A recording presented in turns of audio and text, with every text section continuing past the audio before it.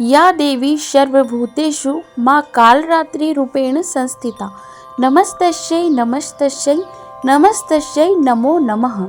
जय माता दी। आज शारदीय नवरात्र का 7वां दिन है और नवरात्रि के 7वें दिन यानी अश्विन मास की शुक्ल पक्ष की सप्तमी तिथि को देवी कालरात्रि की आराधना की जाती है। माँ दुर्गा जब क्रोधित होती है तब कालरात्रि का रूप धारण कर भक्तगणों को सताने वाले दानव, दैत्य व राक्षसों का संहार करती है।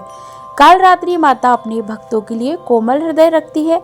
मान्यता है कि माता कालरात्रि अपने भक्तों की पुकार बहुत जल्दी सुनती है। आइए श्रवण करते हैं माँ कालरात्रि की कथा। मार्कंडेय पुराण के देवी महात्म्य और देवी भागवत पुराण में माता कालरात्रि के स्वरूप और उनकी महिमा का वर्णन मिलता है। माँ का यह रूप जितना भयानक प्रतीत होता है उतना ही ज्यादा कल्याणकारी भी है। भक्त उन्हें देखकर चकित होते हैं लेकिन फिर भी अनुभव करते हैं कि यह रूप केवल अधर्म के लिए ही उग्र है। भक्तों के लिए तो यह अत्यंत ही शुभकारी है। पुराणों के अनुसार माँ का शरीर श्याम वर्ण का है। उनके 3 नेत्र हैं जिसमें से अग्नि की ज्वालाएं निकलती है। बाल खुले और बिखरे हुए हैं। गले में कंठमाला और हाथों में अस्त्र शस्त्र है।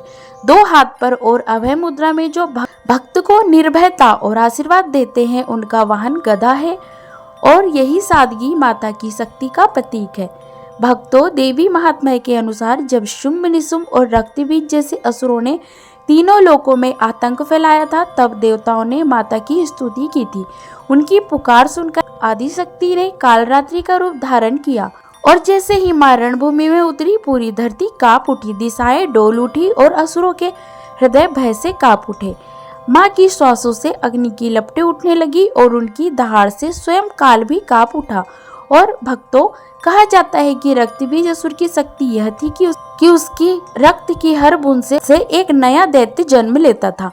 जी हाँ भक्तों, रक्तबीज जितनी बार कटता था उतनी ही बार एक नया रक्तबीज जन्म लेता था। उसका नाश करना असंभव प्रतीत होता था, लेकिन माँ कालरात्रि ने अपना विकराल रूप दिखाया। उन्होंने अपनी जीभ से रक्तबीज का रक्त ही पी लिया ताकि कोई भी नया संतान, नया रक्त भी जन्म ना ले सके और इस प्रकार सारे असुरों का अंत हुआ। भक्तों, देवी भागवत पुराण में कहा गया है कि माता कालरात्रि की पूजा से सभी ग्रह दोष समाप्त होते हैं। इनके पूजन से साधक को भय और मृत्यु से मुक्ति मिलती है और इसलिए उन्हें निर्भय करने वाली माता भी कहा जाता है। माँ का वाहन गदा है और हमें यह सिखाता है कि शक्ति के लिए बाहरी वैभव आवश्यक नहीं है।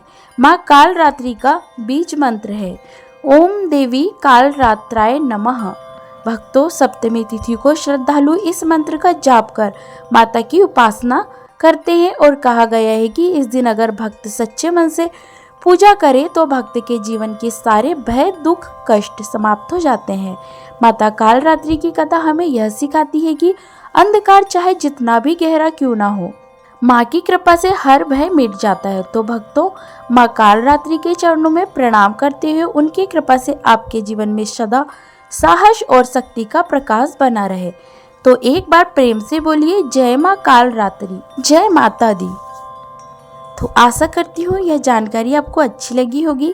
ऐसी ही ज्ञानवर्धक जानकारियाँ प्राप्त करते रहने के लिए, व्रत पूजा के बारे में जानने के लिए, कथा सुनने के लिए अगर आप चैनल पर पहली बार आए हैं तो चैनल को लाल बटन दबा करके सब्सक्राइब करें।